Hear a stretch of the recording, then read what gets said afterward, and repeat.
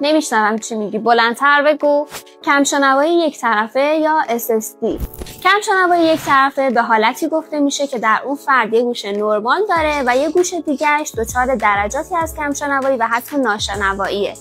دلایلی که میتونه باعث کمشنوایی یک طرفه بشه شامل عفونت‌های ویروسی و باکتریایی، مشکلات مادرزادی، ضربه به سر بر اثر تصادف یا آسیب‌های ورزشی و حتی التهاب عصب شنوایی، تومور عصب شنوایی، قرار گرفتن در معرض صداهای بلند مثل صدای انفجار یا شلیک گلوله، انسداد مجرای گوش و یا پارگی پرده گوش، اینها میتونن باعث کمشنوایی یک طرفه در فرد بشن.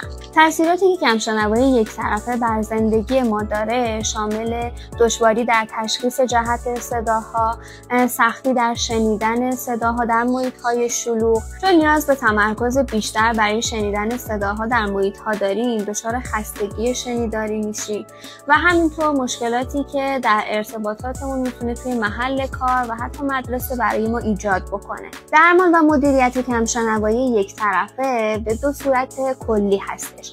اگر که علت کمشنوایی یک طرفه قابل درمان باشه، چه به صورت دارویی و چه به صورت جراحی، در درجه اول بهتره که درمان انجام بشه. در درجات بعد اگر قابل درمان نبود، توانبخشی مناسب انجام میشه.